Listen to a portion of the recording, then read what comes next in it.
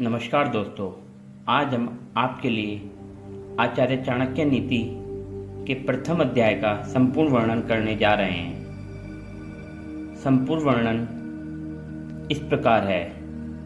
मैं तीनों लोकों के स्वामी, सर्वशक्तिमान, सर्वव्यापक भगवान विष्णु को प्रणाम करता हूँ। प्रभु को प्रणाम करने के बाद मैं अनेक शास्त्रों से जमा किए गए इस राजनीतिक ज्ञान का वर्णन करूंगा।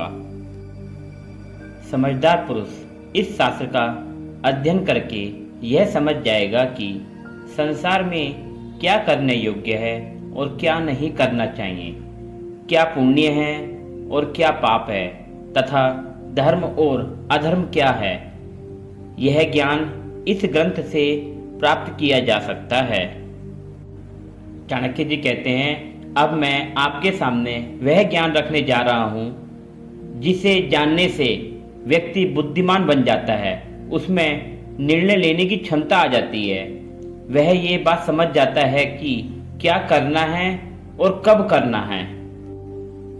मूर्ख शिष्य को ज्ञान देना, दुष्ट स्त्री का पालन पोषण करना, धन का नष्ट होना तथा दुखी व्यक्ति के साथ व्यवहार रखने से बुद्धिमान व्यक्ति को भी कष्ट उठाना पड़ता है।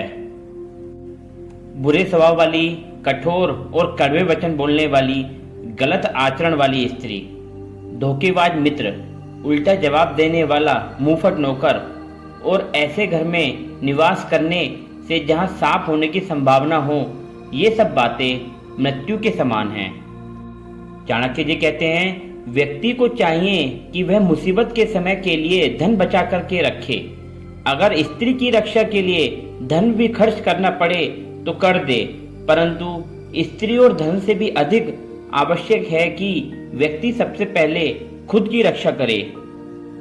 आचार्य जी कहते हैं, मुसीबत के लिए धन की रक्षा तो करनी ही चाहिए, परंतु धनी व्यक्ति को आपत्ति से क्या लेना देना।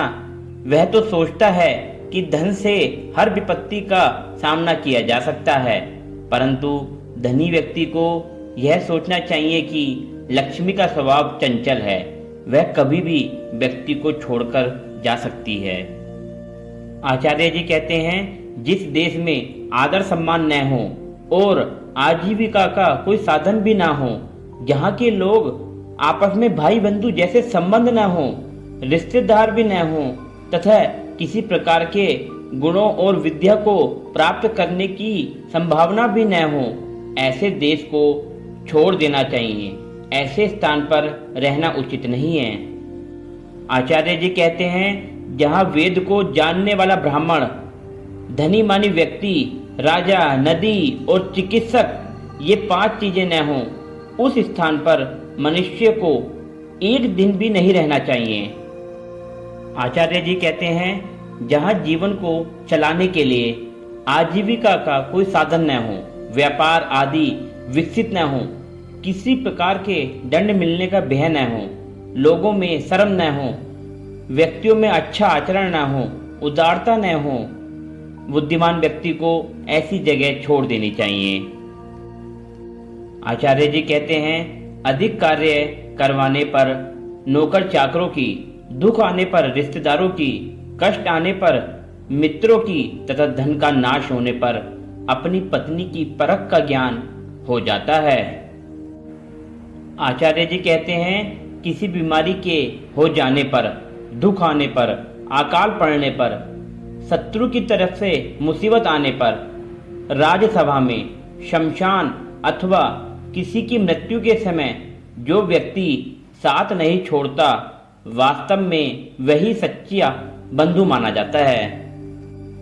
आचार्य जी कहते हैं, जो व्यक्ति निश्चित अर्थात जो हो सके, इसे छोड़कर अनिश्चित जो कभी नहीं हो सकता उसके पीछे भागता है, अपने समय को बर्बाद करता है, वह असफल हो जाता है। आचार्य जी कहते हैं, बुद्धिमान व्यक्ति को अच्छे गुण वाली कन्या से विवाह कर लेना चाहिए, परंतु उसे बुरे आचरण वाली सुंदर कन्या से विवाह नहीं करना चाहिए। आचार्य जी कहते हैं, बड़े बड़े नाखूनों वाले जानवर, बड़े बड़े सींग वाले पशु, ऐसे लोग जिनके पास हथियार हों, राजा से संबंधित कुल वाले व्यक्ति, इन सभी पर विश्वास नहीं करना चाहिए। आचार्य जी कहते हैं, विष में अमृत हो तो भी उसे ग्रहण करें। अपवित्र और अशुद्ध वस्तुओं में यदि कोई कीमती सामान हो तो उठा लें। यदि नीच मनुष्य के पास कोई अच्छी विद्या, कला, ज्ञान हो तो भी सीख लें। इसी प्रकार अगर नीच कुल की कन्या अगर गुणी हो तो उसे ग्रहण न करें। आचार्य जी कहते हैं, आदमियों के मुकाबले औरत का खाना 2 गुना होता है, उसकी बुद्धि 4 गुना होती है, साहस 6 गुना होता है और काम वासना 8 गुना होती है। इसी प्रकार हमने आपको आचार्य चाणक्य नीति के प्रथम अध्याय के सारे नीति हिंदी में उपलब्ध कराए हैं।